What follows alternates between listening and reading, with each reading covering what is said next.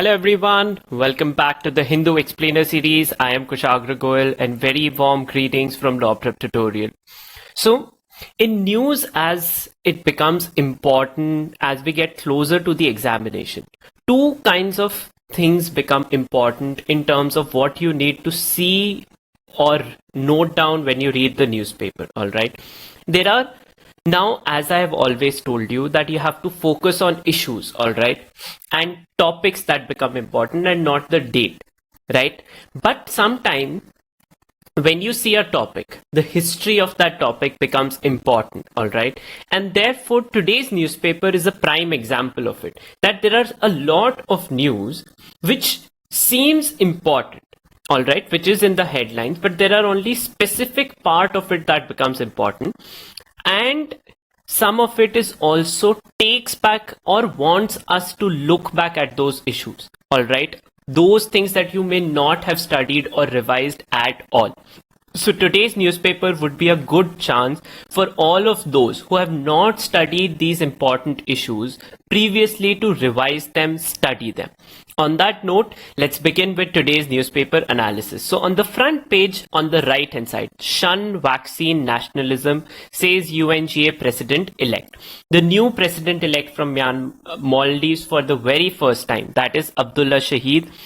He will be taking charge as the UN General Assembly president, and in that regard he has opened his first interview is that related to vaccine nationalism. Vaccine nationalism is that I will protect my country first and then I will look out or look after other people or export extra vials to other people.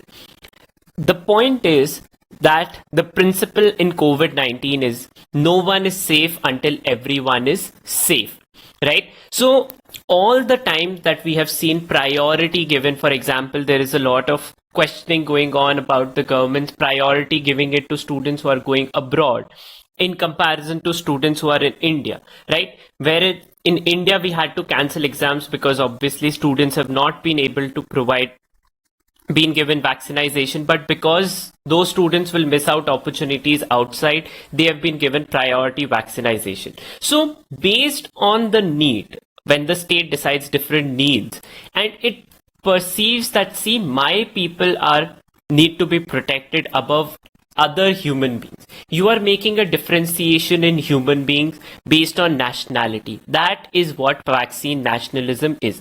A lot of criticism of Western countries has come in that while they have been forthcoming to, let's say, vaccinate their own population, they have not provided vaccines to any other country despite having a lot of resources to do it, and that their COVAX initiative has until now not taken off as it was hoped. So vaccine nationalism is in itself an important topic, all right, in case of different related questions on COVID-19. So you may be asked questions of what does vaccine nationalism is, or what is India's plan to counter vaccine nationalism? So India's plan is vaccine Maitri, right? India has also committed doses under the Quad initiative, under the COVAX initiative. We have donated approximately 1.5 crore doses to other countries, right? So all of that is based on how has India countered vaccine nationalism. Different kinds of policies can be asked to you related to this. So India's policy is vaccine Maitri, right? So while in itself this news is important from who has been recently elected as the UNGA president, which is the country which has for the first time taken seat as the UNGA president, that is Maldives, questions related to what he speaks in his policies also become important, all right? Then on the left hand side, Center announces hike in MSP for paddy, pulses, oilseeds. Minimum support price is one of the demands of the farmer groups who have been agitating since the month of November. So while COVID-19 has taken over as the most important topic for all of us, in itself, all these issues within the farmer protest and around it become important, such as MSP, minimum support price, that you will not be paid less than this, right? So while we have maximum retail price MRPs on products that we buy in terms of food grains, that this is the minimum support price that the government will provide. No one should purchase, or farmer should not sell below this.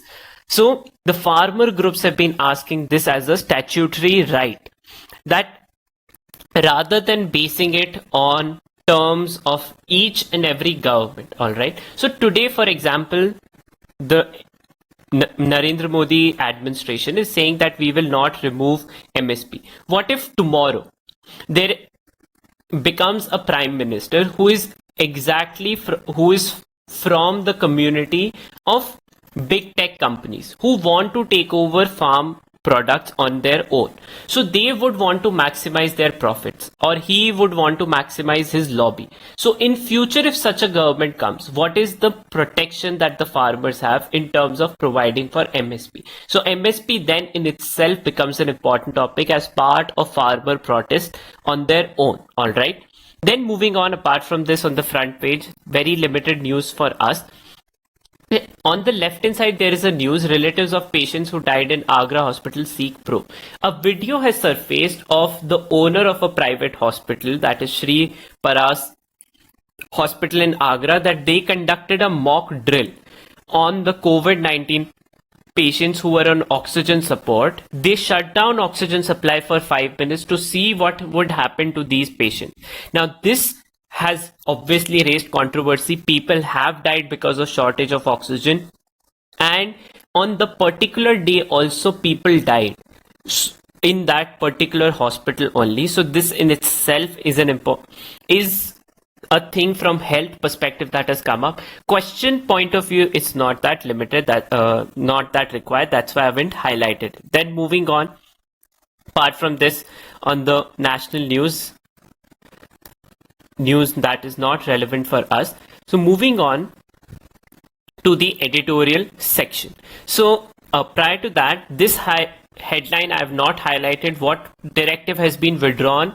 The directive which asked central officers to be employed on each boat in Lakshadweep, that has been withdrawn, not the one that has raised controversy in terms of development. Lakshadweep Development Authority, that directive has not been withdrawn. It is still pending with the Home Ministry. So no decision on that has been taken. That's why I haven't highlighted it. Just clarifying for all of you, this is not related to the development body. This was an order that asked government employees to be on boats to see if nothing goes wrong on them. That has been withdrawn. Then on the main editorial, so on the right hand side, strong arm tactics weaken democracy. This is the tussle between the central government and the state government in West Bengal, both ruled by different political parties.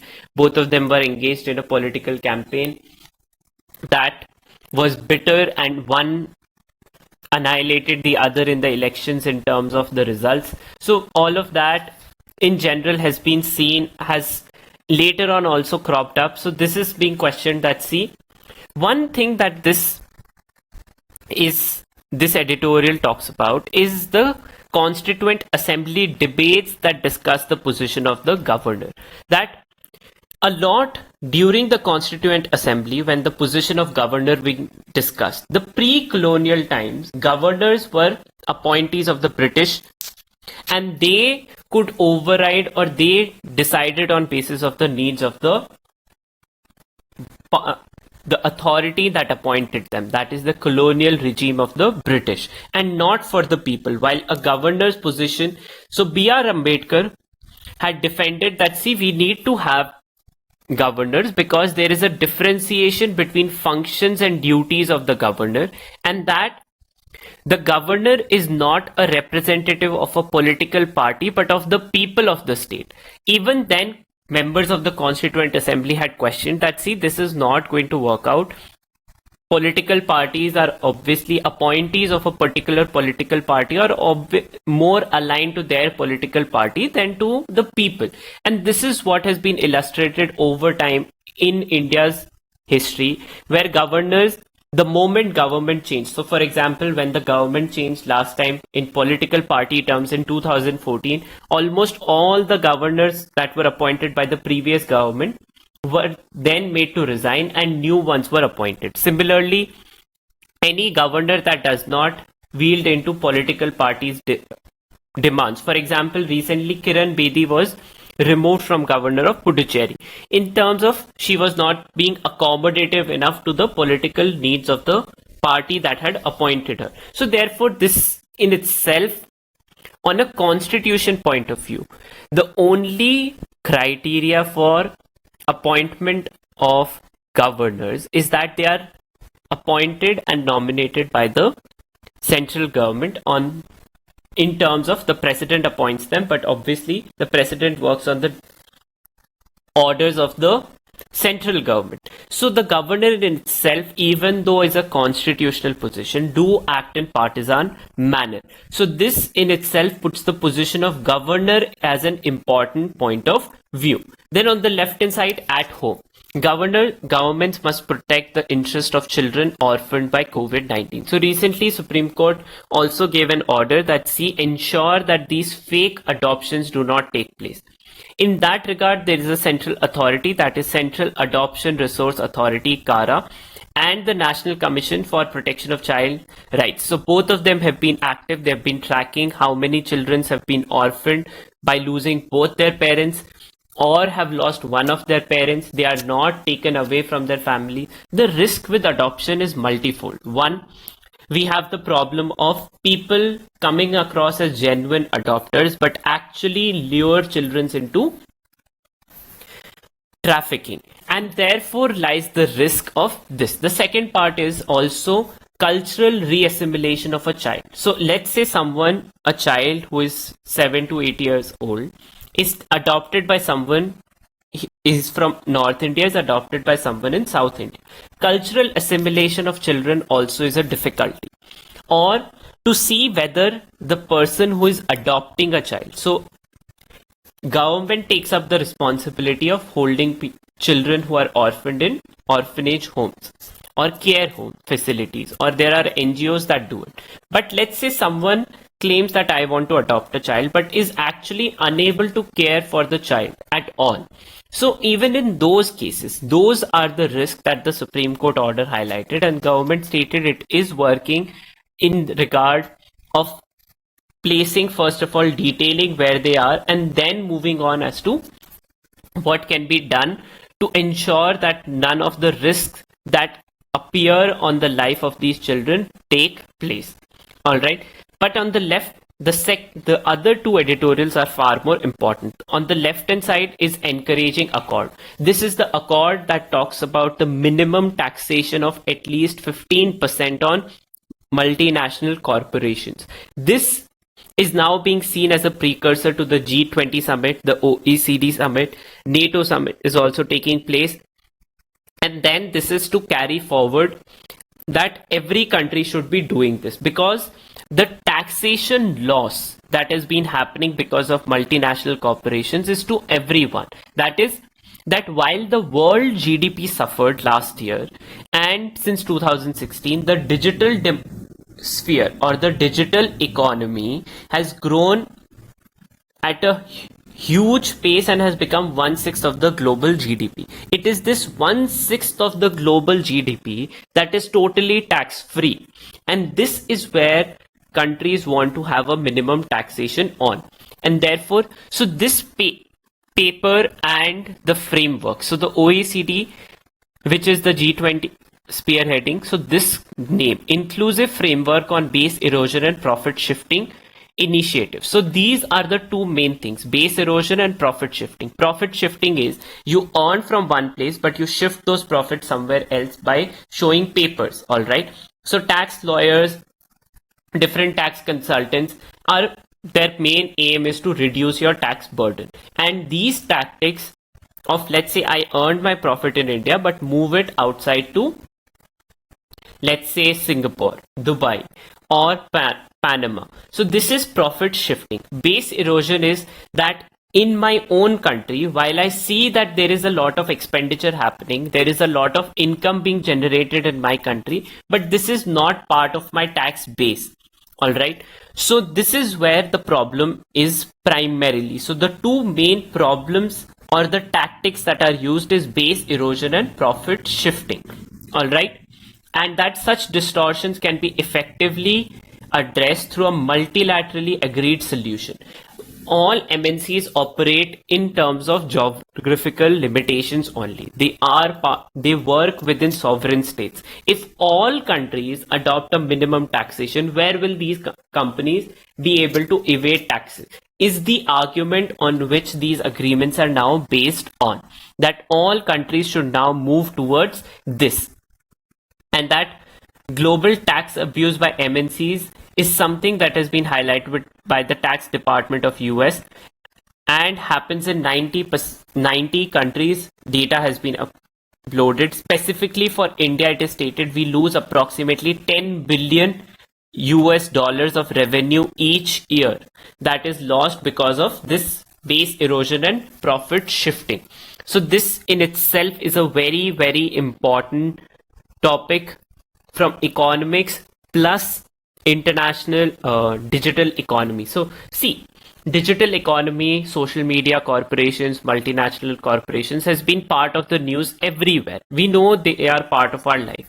Similarly, then this becomes an important part in terms of taxation and economics, right? So you will definitely get one passage or questions from economic point of view, right?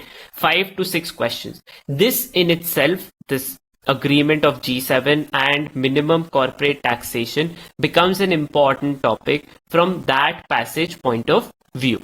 Then on the right hand side, the promise and perils of digital justice delivery. Phase 3 of E-Code projects can harness technology for service delivery without increasing surveillance risk.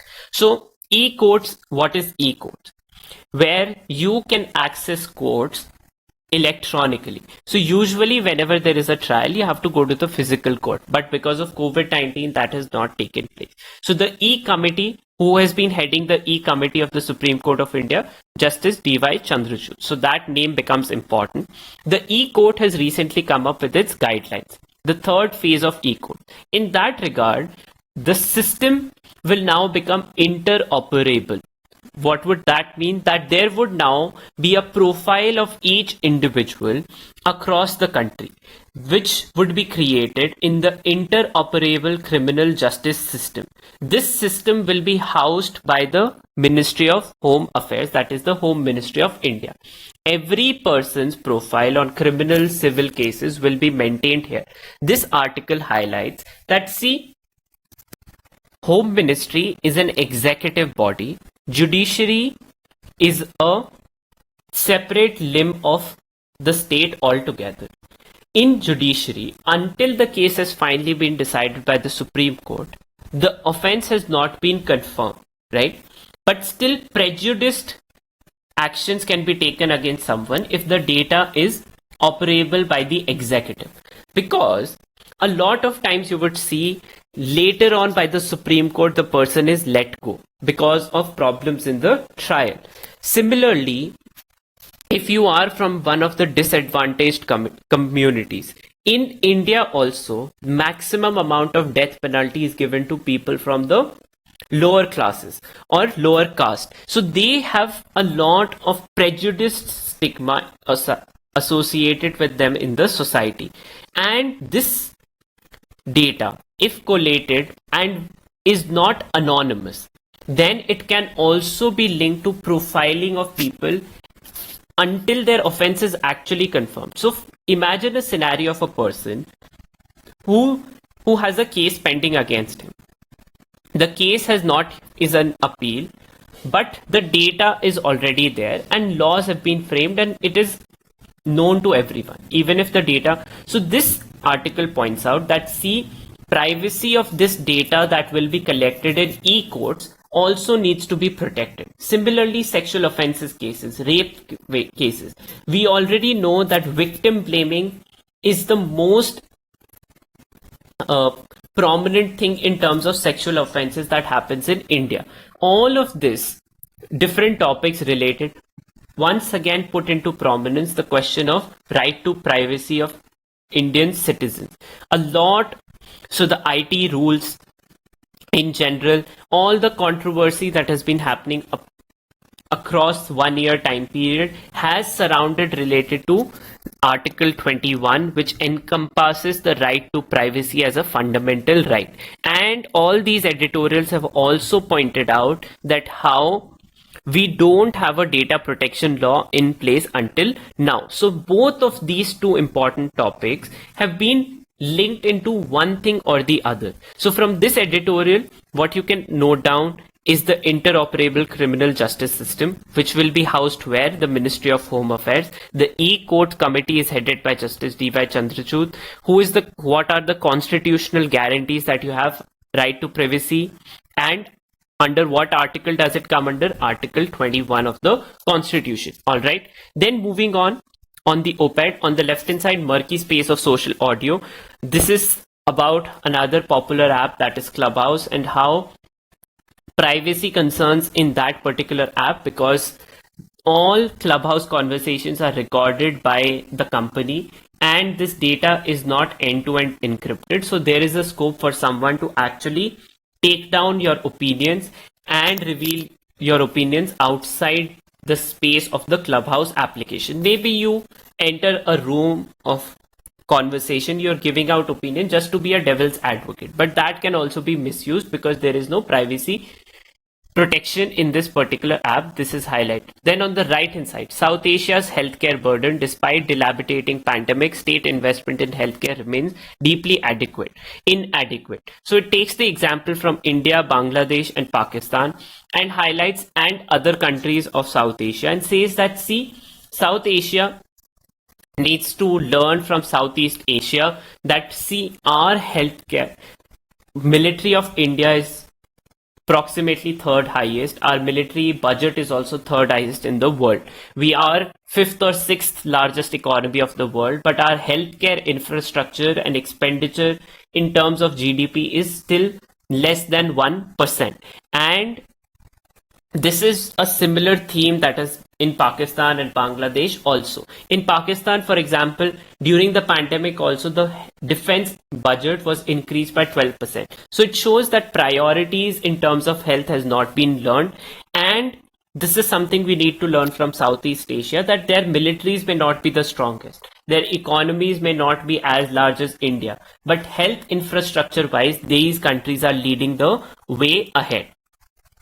Then a hospital's misplaced priorities. This is related to GP Pant's hospital notice that you should only speak in Hindi or English and not in your other regional languages, which is that instead of focusing on improving facilities in the hospital, the priorities are that. Then the data point talks about defection from one political party to another, which in different assembly elections that took place. Then moving on other national news. So in terms of this, more and more, so this is the interview by Abdullah Shahid that we talked about on the front page. All right. In here, he talks about his answer on vaccine equity and against vaccine nationalism. My advice is to all of you that you should give this a read for two point of view, especially the first two questions. All right. They illustrate his response in terms of vaccine nationalism. Then another question that he answered was on human rights, that human rights issue is a central theme. Why is human rights an importance? Because United Nations as an organization is a peace organization, but conflict has happened in the world in different parts of the world, which is most prominent one was the Israel-Palestine one, right? But other conflicts have also taken place, Africa, Middle East may. So in that regard, peace and what will be his role, that also has been discussed here. All right. Then moving on, apart from this, on national news, nothing of real note. So on the international news, there is two things that are important for all of you to note down, right? So first one, this news, US Senate passes innovation bill for 170 billion expenditure on research technology to counter growing threat. See, each century has had certain technological innovations. Whosoever has been able to master those technological innovations has led that particular century. For example, Uh, in India only, if we look, the Mauryan Empire, which Ashok headed, was the first one to master elephants and iron weapons in that particular time period. Similarly, formation attacks was something that Samundragupta of Gupta Empire had mastered, and that is why his empire was most important. Then the Mughal Empire was prominent in use of mobile cannons, and which was something that was an innovation against static hill forts, right? And this is something that he was able, because he had mobile cannons, he could counter the Mongol invasions in India, right? Similarly, then we were colonized because we had not industrialized at a faster pace. That is assembly line production of or mass production. We were more handloom oriented economy, while the Western world became a mass manufacturer. That is where they took the lead from the Eastern countries or the empires of China and India. Because prior to the by mid 17th century, 50% of the world GDP was China and India, right? But that has fallen below. So when at the peak of Mughal Empire, India's GDP to world was 25%. This is now reduced. Today it is up to 1 to 1.5% of the world GDP. So whosoever will lead the new innovations in today's or 21st century will be the most prominent economy of the world.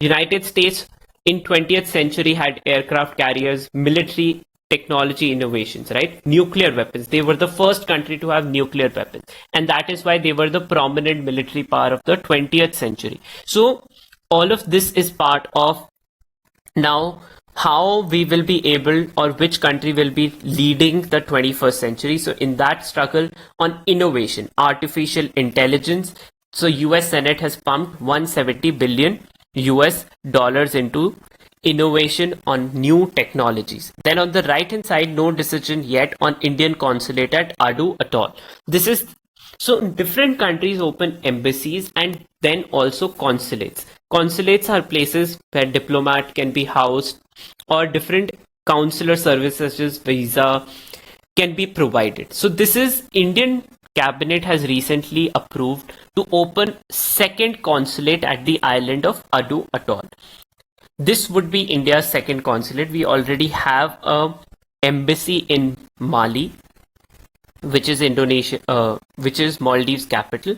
However, this would also increase India's imprint. This has faced opposition that this government of Maldives right now is very pro-Indian government. However, we should not reduce our sovereignty. This is political concerns then. For us, this becomes important in terms of where in Maldives, which is the place where India is plans to open another consulate, that is Adu Atoll. All right. Then on the left hand side, UN Rights Rapporteur warns of starvation deaths in Myanmar. So while the headlines in terms of protests against Myanmar they have subsided in terms of military takeover, the economic and human toll that the military coup is going to take place is now prominent in terms of that. And this highlights that that there would be chances, because if you are someone who opposes the military takeover and the state is the one who is primary provider of food grains also, there is a chance of starvation death. But the center news is something that relates back to in November when we had discussed the Nagorno-Karabakh conflict that was going on between Armenia and Azerbaijan. The 11 to 15 days conflict that went on with the ceasefire that was brokered by Russia and Turkey that we discussed. I had explained in terms of the entire conflict, what it was, what the ceasefire agreement was. We did it multiple times in the month of November, December. Is also an important world conflict. So while we and CLAD consortium also knows that Israel-Palestine is a very important, it has been the headline grabbing recently, but they can also ask you something that has not been very recently in news, and that is where the Nagorno-Karabakh Azerbaijan conflict becomes important. So this is Erdogan, the president of Turkey, will be visiting the Karabakh region. that was won by Azerbaijan. Azerbaijan military was assisted actively by Turkey to take over the area that was in possession with Armenia. And the president of Azerbaijan, that is Ilham Aliyev, along with Erdogan, will be visiting this area. This is therefore puts us back into the same timeline. So a brief review of what had happened. Nagorno-Karabakh was a region that Azerbaijan believed was a part of its own territory. In 1990s, when the Soviet Union disintegrated, both these countries who were part of the Soviet Union fought a war. That war was handsomely won by Armenia, and they took over the territory of Nagorno-Karabakh. Nagorno-Karabakh has a lot of population that is native Armenian or Armenian ethnicity, but Azerbaijan has historically claimed sovereignty over the territory. In 2020, they fought another hot war in this area. Azerbaijan was actively supported by Turkey and took over majority of the territories, including the second important city of the region where this meet will take place. All right. So, which is the city of Shusha. This is the brief. Then a ceasefire was brokered by Russia. Part of the territory that has been taken over by Azerbaijan, Turkish forces have also been placed. This has increased the military presence of Turkey in the region also, and has led to a victory of its own ally, that is Azerbaijan, while reducing the scope for Armenia, who is an adversary of Turkey. Then, apart from this, Quad vaccine partnership goal is still on track. So 1 billion vaccines for the Asian region is something that Quad had agreed. This is India, Australia, US and Japan. This is something that is still being seen that it is not going to be possible, but US officials have claimed we will do it by 2022, which was the deadline. But another important news, the most important one for all of you in today's newspaper, is El Salvador has become the country to recognize Bitcoin as the official legal tender. So, along with its own domestic currency, Bitcoin is now also an official legal tender in the country, that people can trade in Bitcoin, can use it as a currency in its own transactions. Even their government can take purchases in terms of Bitcoin. This is being seen as an important victory for cryptocurrencies who want legitimacy from people. People have been using Bitcoin or investing in it, but not using it for day-to-day transactions. But this is where things are supposed to change for Bitcoin. Recently, it has seen a lot of volatility, but now, so first important question that can become, which country has recently recognized Bitcoin as a legal tender? And then you can have follow-up questions about what is Bitcoin, what are cryptocurrencies, official digital currencies in general, all of that. But from this news, El Salvador has become the country to recognize Bitcoin as an official legal tender. And then Joe Biden has backtracked the ban that Donald Trump had imposed on TikTok and WeChat. Both of them are Chinese apps. Indian government has banned TikTok and WeChat along with approximately 170 other Chinese apps. While we continue with that ban, those ban on these two applications in China has now been revoked. Apart from this, on the economic and sporting side, nothing of real note for us.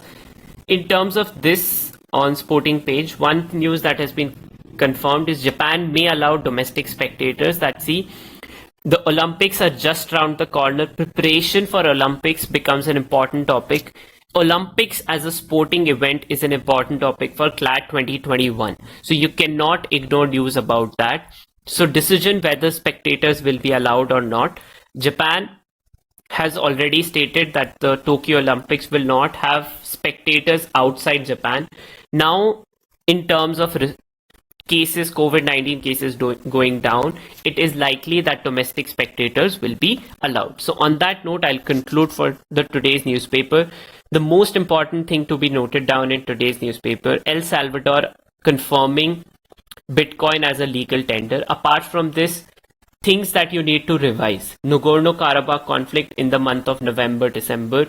then MSP, which is related to farm bills, and then the G7 summit on relation to minimum corporate taxation of 15%. Two specific ideas within it: base erosion and profit shifting. On that note, I'll conclude for the day, and I'll see you all tomorrow. Take care until then, and if you like the work that we do, please give this video a like, and if you are new to the channel, do subscribe to it.